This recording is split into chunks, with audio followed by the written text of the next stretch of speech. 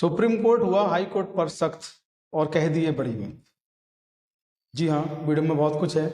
आखिर क्या हुआ सुप्रीम कोर्ट में और क्या कहा हाई कोर्ट के लिए, जानना चाहते हैं तो वीडियो में लास्ट तक बने रहें। मैं Pratik Chaudhary, advocate, Chaudhary legal associate पर आपका वेलकम, आपका स्वागत, आपका अभिनंदन करता हूँ। आप लोग देख रहे हैं जब से सीजीआई श्रीमान डीवाई चंद्रचूड़ साहब ने भारत के सर्वोच्च न्यायालय के न्यायाधीश का कार्यभार संभाला है, तब से उनकी जो कार्यशैली है आम जनमानस में लोकप्रिय होने लगी है और लोग उम्मीद करने लगे हैं कि भारत के प्रत्येक न्यायालय में सीजीआई डीवाई चंद्रचूड़ साहब जैसा ही न्यायाधीश हो, न्यायमूर्ति हो। सीजीआई साहब इसके लिए बधाई के पात्र हैं, उनको बार बार बधाई। इसके अलावा आप लोग देख रहे हैं कि चाहे वो ईडी हो चाहे सीबीआई हो, किस तरीके से वो काम कर रहे हैं और किस तरीके से बार बार उनकी खिंचाई होती है, छिछालेदार होती है उनकी, ये भी आप लोग देख रहे हैं। पिछले कुछ वीडियो में हमने ये भी बताया था किस तरीके से ईडी खुद रंगे हाथों पकड़ी गई थी। खैर, ईडी कार्रवाई अपनी कर रही है और उस पर आरोप भी लगातार लग रहे हैं। इधर आप लोग देख रहे हैं कि अरविंद केजरीवाल लंबे समय से अभी तक जेल में बंद हैं। हालांकि ईडी वाले मसले पर उनको बेल मिल गई थी, हाई कोर्ट ने बेल को स्टे कर दिया, लेकिन तभी सीबीआई, जिसको कि बहुत देर से पता चला कि उसको भी अरविंद केजरीवाल पर कार्रवाई करनी है, और उसने तिहाड़ जेल में जाकर दिल्ली के मुख्यमंत्री अरविंद केजरीवाल को गिरफ्तार कर लिया। इसके अलावा आजकल जो सबसे ज़्यादा जो एक इंटरेस्टिंग सब्जेक्ट है, इंटरेस्टिंग जो टॉपिक बना हुआ है, वो ये है कि भारत में इस वक्त में जो संसद का सत्र चल रहा है हमारे देश में, वो संसद के सत्र में जो चीज़ें हो रही हैं, कई चीज़ें ऐसी हो रही हैं जो बहुत चौंकाने वाली हैं। नेता विपक्ष बने हैं राहुल गांधी, और उनका कई बार कई मौक़ों पर उनका माइक बंद हो जाता है, कई मौक़ों पर उनके ऊपर से स्क्रीन वाला कैमरा हटा लिया जाता है। वो इसकी शिकायत करते हैं लोकसभा के अध्यक्ष से, और लोकसभा अध्यक्ष ओम बिरला कहते हैं कि हमें नहीं मालूम, हमारे पास कोई बटन नहीं कि आपका माइक क्यों ऑफ होता है, स्क्रीन क्यों उठती है। सोचने वाली बात है। लोकसभा के अध्यक्ष हैं ओम बिरला जी, माननीय हैं, उनको पता होना चाहिए कि कहाँ बटन है। अगर उनको नहीं पता तो फिर ये बटन चला कौन रहा है, सोचने वाली बात है। तो राहुल गांधी ने जिस तरीके से पूरे देश को चौंकाया है, जिस तरीके से उन्होंने मुद्दों को, गंभीर मुद्दों को उठाया है, नीट की परीक्षा हो रही है जो अभी हुई, तो उसमें धांधली जो अभी हुई, और तमाम छात्रों के भविष्य से खिलवाड़ जो उसमें हुआ, उसको लेकर राहुल गांधी संसद में काफ़ी आक्रामक दिखे। प्रधानमंत्री मोदी जी की आंखों में आंखें डालकर उन्होंने कहा कि आपको इस बार गुजरात में भी हराएंगे। तमाम चीज़ें, भगवान शंकर का पोस्टर लेकर पहुँचे, गुरु नानक देव हों चाहे वो ईसा मसीह हों, उनके पोस्टर लेकर संसद में पहुँचे और उसको दिखाते हुए एकता पर बल दिया। राहुल गांधी काफ़ी आक्रामक रूप से खेल रहे हैं, और प्रधानमंत्री जी के भाषण का भी विरोध जो हुआ, बेल में आए लोग। तो राहुल गांधी आजकल जो आक्रामक जो दिखाई दे रहे हैं, उसकी वजह है कि नेता विपक्ष बने हैं और कोई भी मुद्दे से वो चूकना नहीं चाहते हैं। खैर, ये भी एक अलग मुद्दा रहा। आज हम बात करेंगे कि सुप्रीम कोर्ट ने हाई कोर्ट पर क्या टिप्पणी की, हाई कोर्ट पर क्यों सख्त हुआ, और हाई कोर्ट ने ऐसी क्या गलती की कि सुप्रीम कोर्ट को टिप्पणी कहनी पड़ी, और ऐसी कौन सी बात थी जो सुप्रीम कोर्ट ने कही।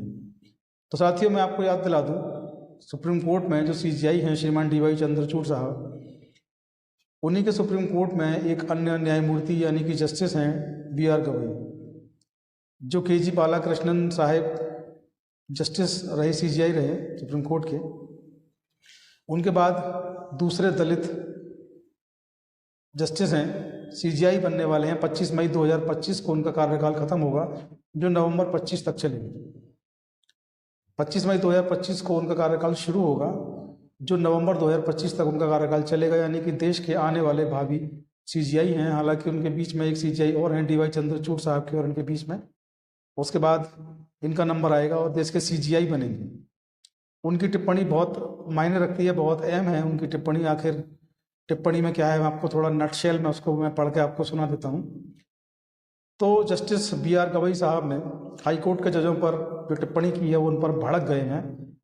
29 जून को कोलकाता में एक समारोह हो रहा था, जहाँ पर कि सीजीआई साहब थे, ममता बनर्जी थी, हाई कोर्ट के कोलकाता के जो चीफ जस्टिस हैं वो थे, और इसके साथ BR गवई और दीपांकर दत्ता जो जस्टिस हैं सुप्रीम कोर्ट के, ये मौजूद थे। तो उस दिन जो हुआ वो हमने आपको बताया। उसके अलावा उसी दिन यानी कि 29 जून 2024 को कलकत्ता की न्यायिक अकादमी में उन्होंने जो कहा वो ये कहा कि जो जज हैं हाई कोर्ट के वो समय पर नहीं बैठते हैं, जो ऑर्डर होने होते हैं महीनों तक उन पर फैसला सुरक्षित रख लेते हैं, महीनों तक ऑर्डर जारी नहीं करते। और सबसे बड़ी बात उन्होंने जो कही, वकीलों से दुर्व्यवहार करते हैं, वकीलों से दुर्व्यवहार करते हैं। कुछ जज जो हैं 10:30 का समय होता है हाई कोर्ट में आने का, 11:30 बजे आते हैं और 12:30 बजे उठ जाते हैं, जबकि हाई कोर्ट में बैठने का जो टाइम है वो 1:30 बजे तक है। 1:30 बजे तक आपको समस्याओं को सुनना चाहिए, लेकिन 12:30 बजे वो उठ जाते हैं। इसके अलावा उन्होंने कहा कि कुछ जज तो ऐसे हैं जो दोपहर के बाद, यानी कि जो लंच होता है, लंच के बाद जो बैठना होता है उनको, उसके बाद बैठते नहीं। इस पर उन्होंने चिंता जताई इस चीज़ पर, और उन्होंने कहा कि कुछ जज जो हैं अपनी जो उनकी जो पदोन्नति होती है उसके लिए अपने प्रचार में लग जाते हैं, जो बेहद गलत है, ऐसा नहीं होना चाहिए। यह न्यायिक जो संस्था है उसको, उसकी जो प्रतिष्ठा है उसको नुकसान पहुंचाती है। तो जस्टिस की जो यहाँ पर टिप्पणियाँ हैं बहुत गंभीर हैं। हम एक एक करके सारी टिप्पणियों के बारे में जब हम थोड़ा डिस्कशन करें आपसे, तो सबसे पहले उन्होंने ये कहा कि जो जज हैं समय पर नहीं बैठते हैं। आपको याद होगा सुप्रीम कोर्ट से डाटा जारी होता है हर साल, और वो सुप्रीम कोर्ट बताता है कि पूरे देश की अदालतों में कितने केस पेंडिंग हैं। सुप्रीम कोर्ट से लेके, हाई कोर्ट से लेके, ट्रायल कोर्ट से लेके उनके सबऑर्डिनेट कोर्ट तक कितनी चीज़ें पेंडिंग हैं, कितने केस पेंडिंग हैं, पूरा डाटा जारी होता है। उन केसों की संख्या इतनी ज़्यादा होती है कि ये कहा जाता है कि जुडिशरी जो है वो काम के बोझ तले दब गई है, समय नहीं मिल पा रहा है, फाइलें बहुत हैं। तो उस पर ये टिप्पणी बहुत अहम हो जाती है कि जज जो है वो समय पर नहीं बैठते हैं। जब एक जज समय पर नहीं बैठेंगे तो न्याय कैसे होगा, न्याय में जो डिले होगा। अब आप सोच के देखिए, उन्होंने कहा कि 11:30 पर आप बैठते हैं और 12:30 पर उठ जाते हैं, यानी 1 घंटा कुल आप बैठते हैं। हाई कोर्ट के जस्टिस पर ये टिप्पणी है सुप्रीम कोर्ट के जस्टिस BR गवई की। तमाम सोशल मीडिया पर, न्यूज़ चैनल पर, अखबारों में, पोर्टल्स में इसके बारे में छपा है, देखा गया, सुना गया, पढ़ा गया। जस्टिस की टिप्पणी बहुत गंभीर है। अगर हाई कोर्ट के जज केवल 1 घंटा बैठेंगे तो न्याय कैसे होगा। फैसले जो देने होते हैं उस पर महीनों की तारीख लगा देते हैं, फैसले लंबित हो जाते हैं, ये कैसे चल पाएगा। न्याय जो है वो देरी से होगा, ये बहुत गलत है, क्योंकि कानून में पहले ही कह दिया गया है कि देर से मिला हुआ जो न्याय है वो अन्याय के समान होता है। इसके अलावा जो उनकी जो दूसरी जो टिप्पणी है, जिसमें उन्होंने कहा कि कुछ जज जो है वकीलों के साथ दुर्व्यवहार करते हैं, ये बेहद महत्वपूर्ण एक टिप्पणी है सुप्रीम कोर्ट के जस्टिस की, और इसको बेहद संवेदनशील तरीके से लेना भी चाहिए प्रत्येक जस्टिस को, चाहे वो हाई कोर्ट के हों, चाहे वो ट्रायल कोर्ट के हों, क्योंकि टिप्पणी अपने आप में बहुत मायने रखती है। बार और बेंच 2 पहिए होते हैं गाड़ी के, जो न्याय की गाड़ी है उस गाड़ी को खींचते हैं मिल करके। तो बेंच यानी कि जस्टिस और बार यानी कि एडवोकेट्स, इन दोनों में जब सामंजस्य नहीं होगा तो गाड़ी चल नहीं पाएगी। गाड़ी चल नहीं पाएगी तो जो आम व्यक्ति न्याय के लिए पहुंचा है वो सफ़र करेगा, उसको न्याय या तो मिलेगा नहीं या देरी से मिलेगा, और देरी से मिला न्याय जो होता है वो अन्याय के समान ही उसको माना जाता है। तो उन्होंने कहा कि कुछ जज जो हैं वो वकीलों से दुर्व्यवहार करते हैं, ऐसा नहीं करना चाहिए। तो आप सोच के देखिए कि सुप्रीम कोर्ट के जस्टिस को कहना पड़ रहा है हाई कोर्ट के जस्टिस से कि कुछ जज जो हैं वकीलों से दुर्व्यवहार करते हैं। तो आप सोच के देखिए कि गूंज कहाँ तक है। वकील जो संस्थाएं हैं, बार काउंसिल होते हैं, डिस्ट्रिक्ट बार एसोसिएशन होते हैं, बार काउंसिल ऑफ इंडिया है, बार बार ये मुद्दे उठते रहते हैं, बार बार कोर्टों का बहिष्कार पूरे देश में कहीं ना कहीं होता रहता है। मुद्दा निकल के आता है कि जज साहब ने वकील साहब की बेइज्जती कर दी, उनके साथ दुर्व्यवहार किया, बार के साथ दुर्व्यवहार किया या बार काउंसिल के साथ दुर्व्यवहार किया, उनकी बात को नहीं माना, या उनकी जो लीगल जो मांगे थी उनको दरकिनार कर दिया और दुर्व्यवहार कर दिया, सच बोलने पर उन पर कंटेम्प्ट ऑफ कोर्ट की कार्रवाई कर दी।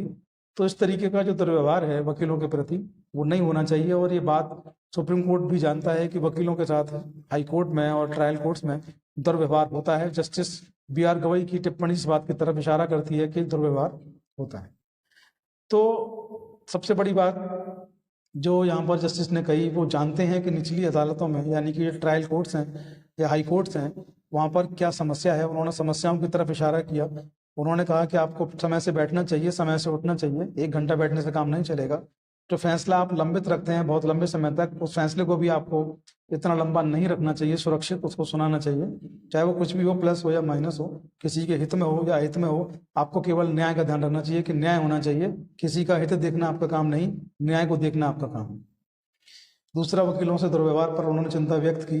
तीसरा, उन्होंने जो सबसे बड़ी बात यहाँ पर कही कि कुछ जज जो है वो सुप्रीम कोर्ट में नॉमिनेट होने के लिए, सुप्रीम कोर्ट में पदोन्नति पाने के लिए प्रचार करते हैं, जो संस्था है, न्यायिक संस्था, उसकी जो प्रतिष्ठा है उसको धूमिल करता है। तो जस्टिस की ये सारी बातें बहुत मायने रखती हैं, बेहद इम्पोर्टेंट हैं। ये सारे जो जस्टिस हैं हाई कोर्ट के, उनको भी समझना चाहिए। जो ट्रायल कोर्ट्स के जस्टिस हैं उनको भी इस बात को समझना चाहिए कि सुप्रीम कोर्ट आपसे कुछ कह रहा है तो आपको उस बात को गंभीरता से लेना चाहिए, उस पर मनन करना चाहिए और उसको लागू करना चाहिए। तो आशा करते हैं, उम्मीद करते हैं कि आने वाले समय में हाई कोर्ट जो है वो अपनी समय की रूपरेखा में और जो एडवोकेट के साथ जो जिस तरीके का व्यवहार है उसमें वो सुधार लाएंगे, क्योंकि सुप्रीम कोर्ट के जस्टिस ने टिप्पणी की है और जस्टिस भी जल्दी ही देश के CJI बनने वाले हैं। तो BR गवई साहब जस्टिस जो हैं सुप्रीम कोर्ट ऑफ इंडिया के, उनकी टिप्पणी जो थी वो मैंने आपको यहाँ बता दी, समझा दी। इस पर जो भी आपकी राय हो उसको मैं आमंत्रित करता हूँ। आपकी जो भी राय है वो ज़रूर हमें बताएं कि उन्होंने सही किया, गलत किया। इसके अलावा न्यायिक जो टिप्पणी होती है वैसे मैं मानता हूँ हमेशा ठीक होती है, लेकिन फिर भी आपकी राय आमंत्रित है। इसके अलावा वीडियो को शेयर करना ना भूलें, हमें सब्सक्राइब करना ना भूलें। बस आज की वीडियो में इतना ही। जय हिंद, जय भारत, नमस्कार।